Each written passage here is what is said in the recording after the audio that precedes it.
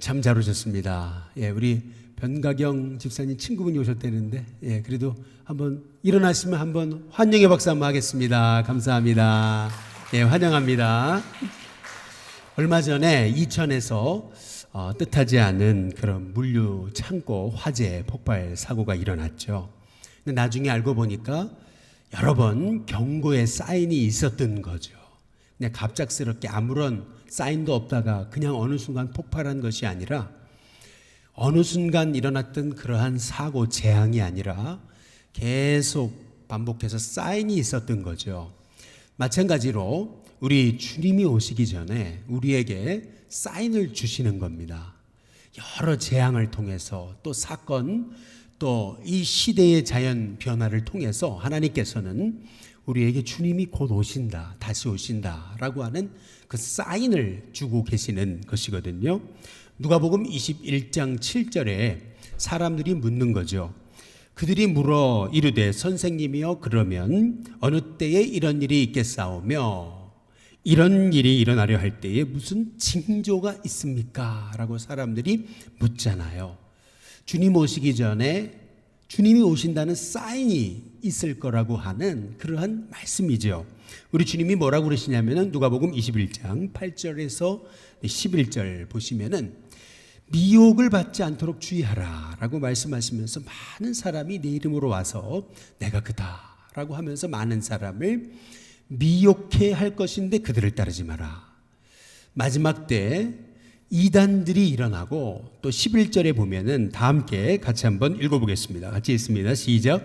곳곳에 큰 지진과 기근과 무엇이 있어요? 전염병이 있겠고 또 어떤 일이 있어요? 무서운 일과 또 하늘로부터 큰 징조들이 있을 것이다 라고 이렇게 우리에게 말씀하고 이제 계시잖아요. 큰 지진, 기근, 그리고 전염병, 그리고 무서운 일들, 그 하늘에서부터 징조가 있을 거다라고 우리 하나님께서 말씀하고 계세요. 성경적인 종말론은 뭐냐면요, 예수님의 초림에서부터 이미 마지막 때는 시작된 것입니다. 그리고 요한계시록의 표현에 의하면 한때, 두때, 그리고 반때를 사는 바로 지금이 마지막 때고, 그리고 이제 주님이 오시는 거예요. 성경적인 종말론은 바로 우리는 지금 마지막 때를 살고 있다라고 하는 그러한 종말의식, 이것이 그리스도인이 가지고 이 땅을 살아가야 될 그러한 영적인 정체의식이다라고 하는 것입니다. 우리 주님이 다시 오시기 전에 끊임없이 이러한 재앙의 사인을 주시는 이유는 우리에게 회개하라고 하시는 거예요. 회개의 기회를 주시는 것입니다. 돌이키라는 거죠. 내 앞에 돌아오라는 거예요. 우리 주님이 회개의 기회를 주세요. 노아의 시대에 보면 하나님이 노아를 통해서 마지막 때에 대한 사인을 주시잖아요. 홍수로 이 땅을 심판하시겠다. 하나님 기다리시거든요. 100년 이상을 기다리신 거예요. 그런데 그들이 그 노아의 말을 귀담아 듣지 않잖아요. 이거는 소돔과 고모라 시대도 동일한 거죠. 롯을 통해서 하나님께서는 이 아브라함에게 이 소돔과 고모라를 멸망한다라는 사인을 주시고, 그리고 롯이 그 사위에게 가서 이 소돔과 고모라는 멸망한다라고 얘기했을 때 그 사위들이 어떻게 그 롯의 말을 반응합니까? 농담으로 여겼다라고 성경이 분명히 우리에게 말씀하고 계시지 않습니까? 많은 사람들이 이러한 마지막 때의 성경적인 사인을 보고도 많은 사람들이 깨닫지 못하는 거죠. 그러나 우리 주님은 오십니다. 주님이 오실 때 그냥 오시는 게 아니고 사인을 주세요. 사인을 주시는 것은 회개하라는 거예요. 이제 때가 급하다는 거예요. 돌아오라는 거예요. 회개의 기회를 주시는 것은 오히려 아직도 우리를 사랑하신다는 거죠. 아직도 우리에게 기회가 있다는 거예요.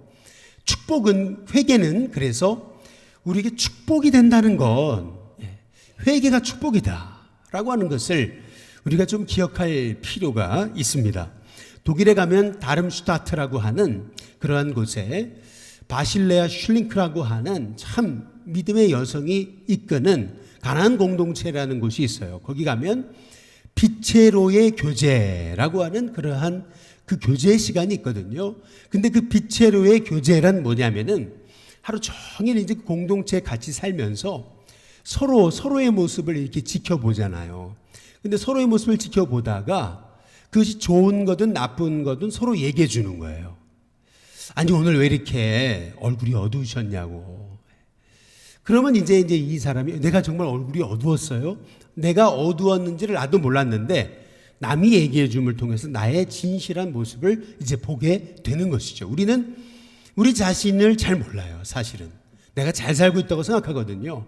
나는 회개할 게 아무것도 없다고 생각해요. 그러나 내 잘못, 내 연약함, 내 부족함은 오히려 내 곁에 있는 사람 너무나 잘 알거든요. 그래서 이 빛으로의 교제라고 하는 이 영성, 이 훈련을 통해서 서로가 하루 동안 바라본 서로의 모습을 있는 그대로, 그 좋은 거든 나쁜 거든 연약한 거든 다 이렇게 말해주는 그런 참 진실한 자기를 오픈하는 그런 프로그램이거든요.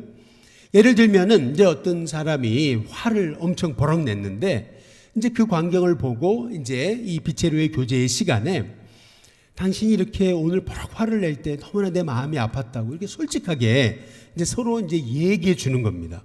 근데 이렇게 빛으로의 교제 시간을 갖는 이유는 그의 죄를 지적하려고 하는 것이 아니고 그가 모르던 그 자신을 보게 함을 통해서 변화와 그리고 회개로 이끌기 위해서 이런 빛으로의 교제의 시간이라고 하는 참 너무나 은혜로운 그런 변화의 그런 시간을 서로에게 허락한다라고 하는 이제 것이죠.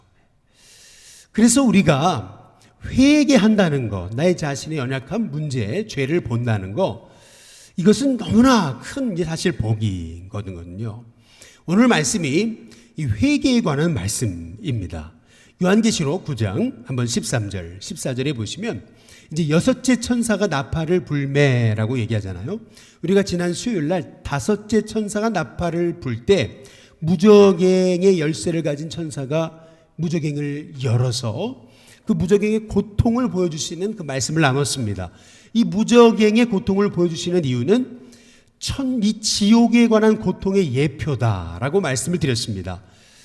그래서 우리가 이 지옥의 고통을 우리가 가슴으로 이렇게 느낄 수 있다면 오늘 내가 죽어가는 영혼에게 복음 전하는 것이 얼마나 소중한 일인가라고 하는 것을 우리가 가슴 깊이 뼛속 깊이 깨달을 수 있다라고 함께 지난 수요일 날 나누었던 건데요. 오늘은 이제 지난주 다섯 번째 천사가 나팔을 불매라고 하는 말씀에 이어 오늘은 여섯 번째 천사가 이제 나팔을 부는 장면에 관한 말씀입니다. 그때 하나님의 보좌에서 한 음성이 들리는 거예요. 그때 14절 우리 같이 한번 읽어보겠습니다. 같이 읽습니다. 시작. 나팔 가진 여섯째 천사에게 말하기를 큰 강 유브라데에 결박한 네 천사를 놓아주라 하매. 여기 보면은 네 천사가 큰 강 유브라데에 결박되어 있었다 이렇게 라고 얘기하잖아요. 큰 강 유브라데가 의미하는 것은 뭐냐면요, 이사야 선지자를 통해서도 이미 말씀하신 바가 있어요. 아수르 바벨론이 이스라엘을 침공에 들어올 때 하나님께서 이 이스라엘 유다를 심판하시는 하나님의 진노의 막대기로 사용하실 때 사용했던 도구가 아수르와 바벨론이거든요. 전혀 뜻하지 않은, 하나님을 믿는 그러한 민족이 아니에요. 전혀 하나님을 모르는 민족이 이 유다와 이스라엘을 침공하러 들어오는 장면을 이 큰 강 유브라데가 범람한다라는 그런 표현을 쓰고 계시는 것이거든요. 그래서 큰 강 유브라데의 결박한 네 천사라고 하는 말씀의 의미는 뭐냐면 하나님이 전혀 생각지 못한 뜻하지 않는 것으로 바로 이 땅을 심판하신다라고 하는 사인인 거예요. 근데 여기서 중요한 것은 이 네 천사가 결박을 당했다고 이렇게 얘기하고 있잖아요. 왜 천사를 결박해 놨습니까? 그 이유를 우리가 좀 알아야 되죠. 요한계시록은 말씀드린 대로 굉장히 정교하게, 이게 굉장히 이렇게 뒤죽박죽 그냥 환상과 이상만 나열된 것처럼 보이지만 요한계시록은 굉장히 치밀하고 정교하게 기록된 하나님의 말씀이에요. 그래서 요한계시록은 요한계시록에 있는 말씀으로 풀어가는 거죠. 우리 요한계시록 7장 한번 1절과 3절에 보면은 일 후에 내가 무슨 천사요? 내 천사라고 나오죠. 내 천사가 땅 내 모퉁이에 서 있어요. 그것을 보니까 땅의 사방의 바람을 어떻게 해요? 붙잡았어요. 바람으로 하여금 땅이나 바다이나 각종 나무에 불지 못하게. 이 내 천사가 지금 심판을 막고 서 있는 거예요. 그런데 그 이유가 있죠. 3절에 보면은 같이 한번 읽어보겠습니다. 같이 있습니다. 시작. 이르되 우리가 우리 하나님의 종들의 이마에 뭐하기까지요? 예, 인치시기까지 땅이나 바다나 나무를 해하지 말라 하더라. 예. 이 내 천사가 결박된 이유는 뭐냐 하면은 아직 이 땅에 구원받을 영혼이 남아있는 거예요. 바로 하나님의 종들의 이마에 인치기까지 아직 심판이 아직 시작되지 못하도록 이 내 천사를 결박해 놓은 이 사인 말이죠.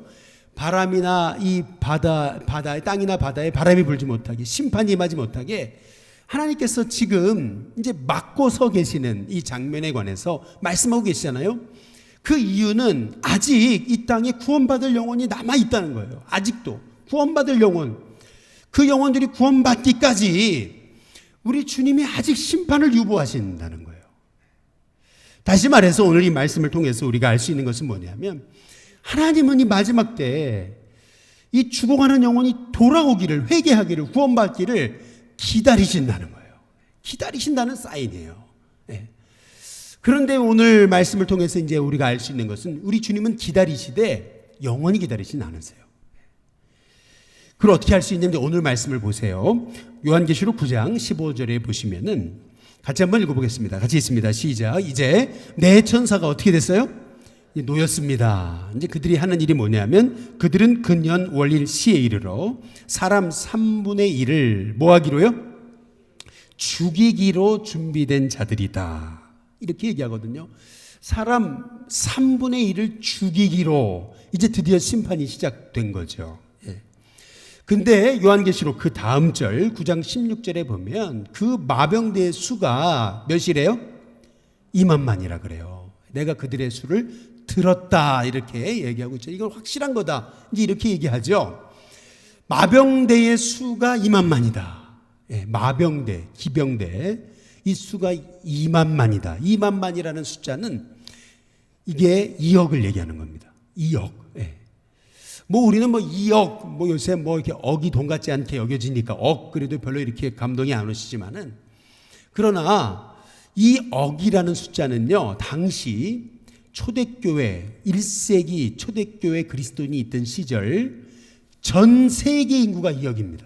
전 세계 인구가 전 세계 인구가 2억이라는 얘기는 아니 2억의 군대가 있어요? 없죠. 지금도 2억의 군대를 가진 데는 없어요. 2억의 군대라고 하는 얘기는 뭐냐면은 그 정도로 하나님의 심판이 맹렬할 것이라는 거예요. 2억 당시에 있는 모든 인구 수를 그렇게 가리켜서 2억이라고 하는 얘기는 이 심판이 바로 전 세계적일 것이라고 하는 거죠. 생각지 못한 정말 뜻밖의 전대미문의 그런 엄청난 심판의 역사가 일어나게 될 것임을 말씀하고 계시는 거예요.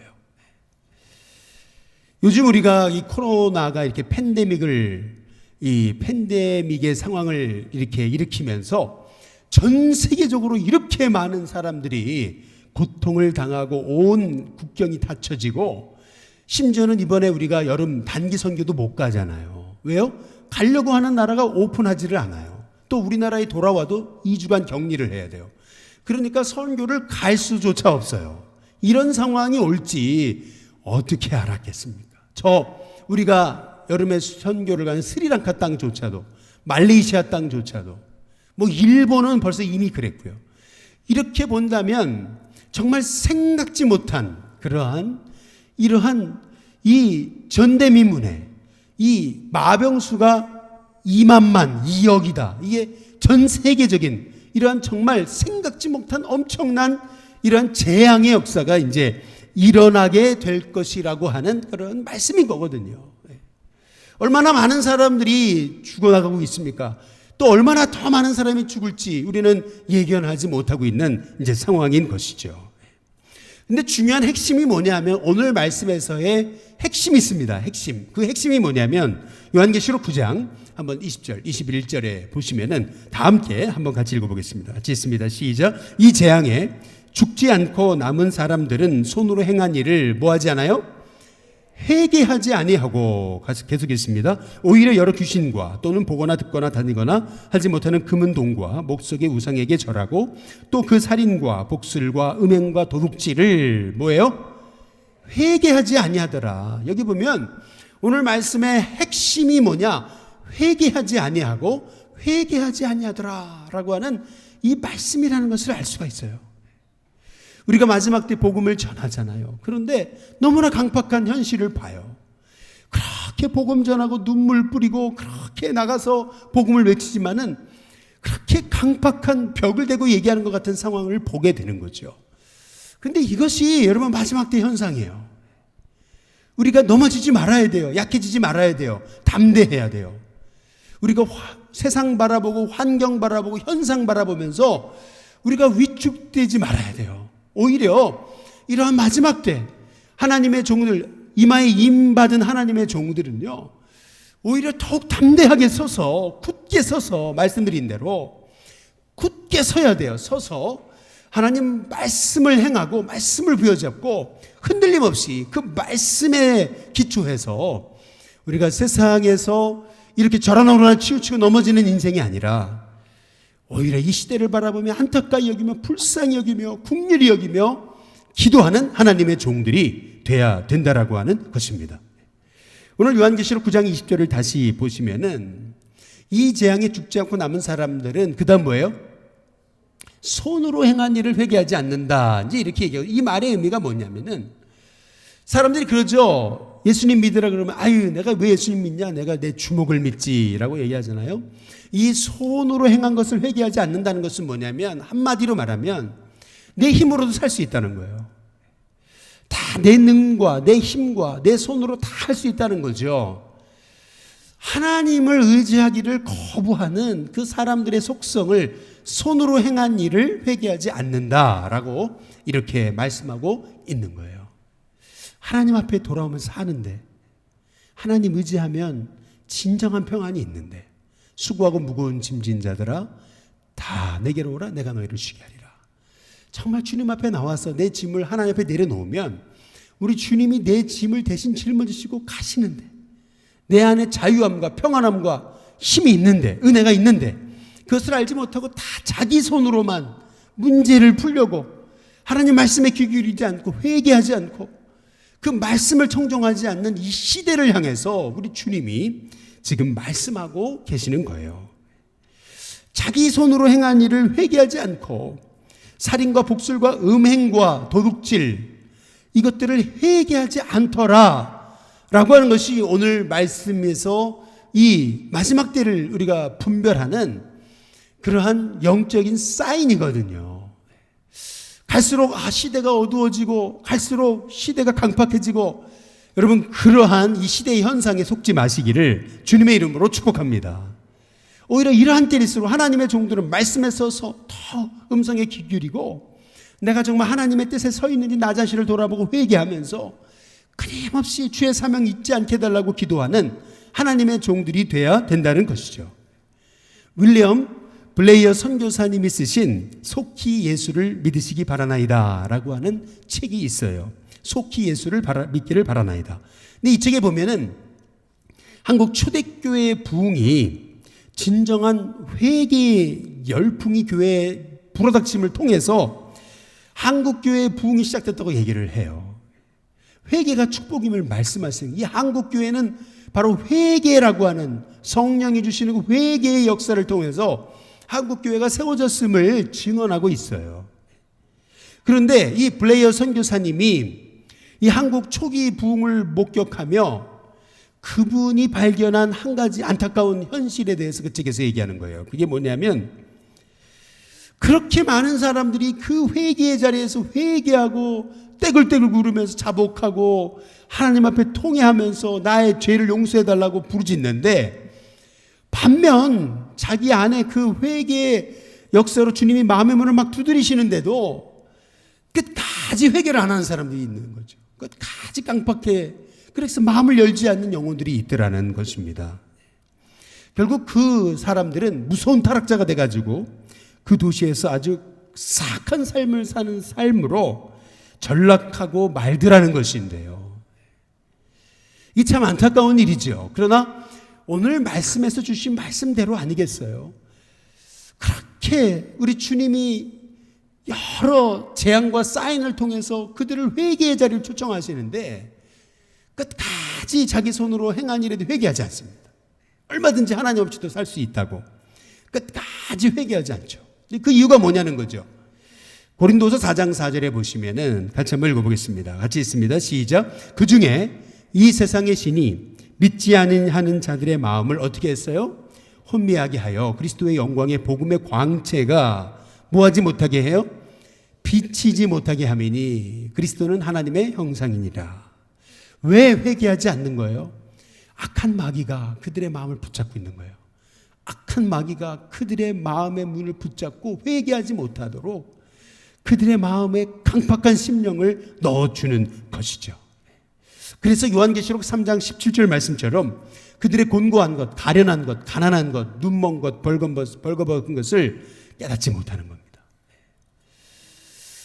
우리는 이 마지막 때 우리는 지금 영적 전쟁 한복판에 서 있고 많은 죽어가는 영혼들이 회개하지 않는 그 이유는 이 영적인 이 싸움에서 마귀가 그들의 영혼을 혼미케 했음을 우리가 생각하게 될 때 이제 우리의 할 일이 뭐냐? 그것은 먼저 첫 번째로 그들이 복음을 들을 수 있는 영의 눈이 떠지게 해달라고 우리 기도해야 된다는 것입니다.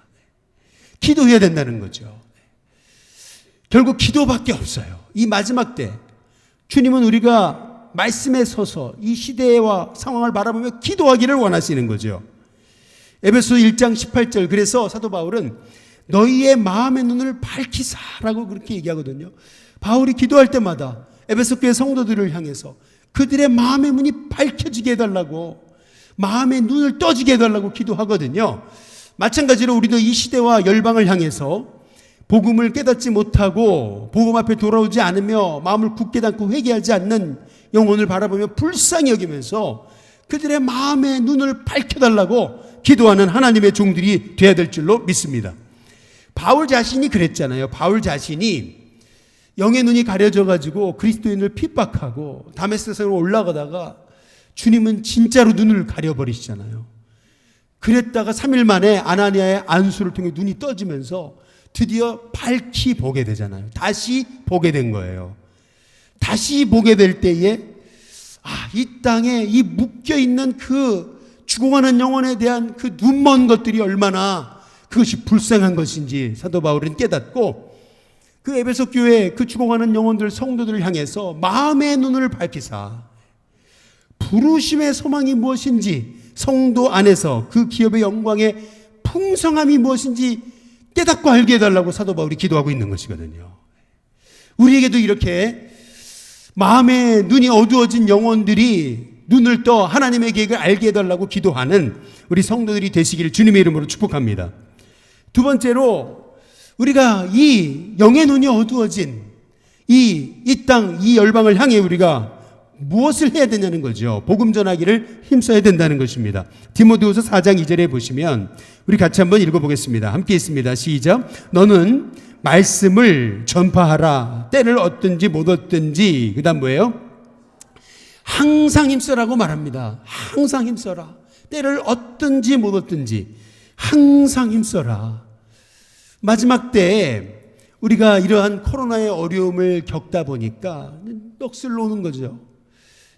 우리가 이러한 상황에서 이 수많은 이러한 정말 생각지 못한 이런 어려움들을 겪게 되면서 우리가 뭘 해야 될지 갈팔징팡하는 겁니다. 그러나 우리 사명을 맡은 우리는 때를 얻든지 못 얻든지 항상 말씀 전하기를 복음 전하기를 힘쓰는 하나님의 종들이 돼야 된다는 거예요. 영혼이 사탄으로 인해서 눈이 어두워졌잖아요. 그 눈을 뜨게 해줘야 되는데 그 눈을 뜨게 해주는 역할이 바로 우리에게 있다는 거죠. 우리가 그 사명을 감당할 하나님의 종이 되어야 된다는 것입니다. 이것이 우리가 이 마지막 때 우리가 해야 될 일임을 이 다섯째 나팔, 이 여섯째 나팔, 이 천사의 모습을 통해서 우리에게 말씀하고 계시는 것이죠. 마지막 세 번째로 우리가 할 일, 그것은 주님 오실 때까지 복음 선포를 중단하지 말고 한번 따라해 보겠습니다. 여전한 방식으로. 여전한 방식으로 말씀을 전해야 된다는 거예요. 다시 한번 따라해 보겠습니다. 여전한 방식으로. 여전한 방식으로. 이게 너무 중요한 거예요. 여전한 방식으로. 보세요. 큰 지진이 일어나요. 기근이 일어납니다. 전염병이 일어나요. 무서운 일들이 일어나요. 하늘로부터 징조들이 일어나요. 사람들이요, 그 현상을 바라보고서 할 일을 잃어버려요. 지금 이 코로나 시대랑 똑같습니다. 코로나가 오니까 우리가 뭘 해야 될지 몰라요. 다들 넋을 놨어요. 교회가 사역, 전도, 그리고 심지어 많은 교회들이 여름 성령학교까지 하지 않습니다. 이제 지금 안타까운 것은 이번에 여름 성령학교를 못하면 내년도 못할 가능성도 있어요. 내년에도 못할 가능성이 있습니다. 가능성이 커요, 굉장히. 그렇다고 본다면은 한번 보세요. 이 땅이 이 전염병, 기근, 지진, 정말 무서운 일, 그리고 하늘로부터 징조, 이런 사건들이 일어날 거예요. 이제 이런 사건들이 일어나는 상황 속에서 그러면 우리는 하나님의 종으로서 이 마지막 때 우리가 어떻게 시대를 분별하며 우리가 어떻게 이 마지막 때를 살아야 되느냐. 데살로니가서 5장 한번 1절에서 2절에 보시면은 형제들아 때와 시기에 관해서 너희에게 쓸 것이 없음은 주의 날이 밤에 뭐같이 오세요? 도둑같이 이를 줄을 너희가 자세히 알기 때문이다 라고 얘기하시잖아요. 이 말씀을 하시고 보세요. 지금 데살로니가전서는 마지막 때 주님이 오신다라는 그러한 그 주님을 기다리는 공동체가 넋을 놔버리고 아무것도 안 해요. 아무것도 안 합니다. 그냥 주님이 오세요 오세요 오세요 이러고 있어요. 그러니까 사도 바울이 그러한 데살로니가 교회를 향해서 지금 권면의 말을 하고 있는 거예요. 그게 뭐냐? 그 핵심이 뭐냐면 데살로니가전서 5장 16절 18절에 보시면 한번 같이 읽습니다. 같이 읽습니다. 시작. 항상 기뻐하라. 쉬지 말고 기도하라. 범사에 감사하라. 이것이 그리스도 예수 안에서 너희를 향하신 뭐라고요? 하나님의 뜻이다. 내일 주님이 오신다 해도 오늘 너희는 항상 기뻐하고 쉬지 말고 기도 범사에 감사하라는 겁니다. 내일 이 땅이 멸망한다 해도 오늘 너의 사명을 감당해라는 거예요.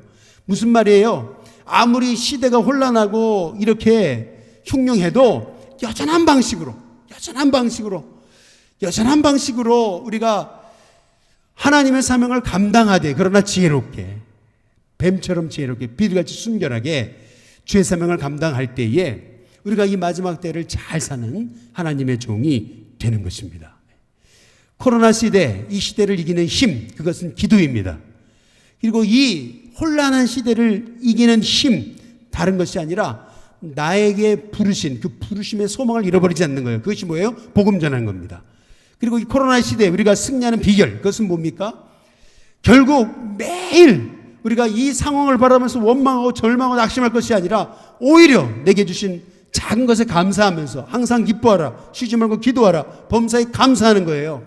매일매일 감사하면서 내게 향하신 하나님의 뜻이 무엇인지 발견하고 내가 할 수 있는 작은 주님의 부르심에 순종하며 나갈 때 저와 여러분을 통해서 이 마지막 때 분명히 이 모든 때도 지나갈 거고 이 때가 지나갔을 때 하나님께서 우리에게 엄청난 하나님의 복과 은혜를 덧입혀 주실 줄로 믿습니다.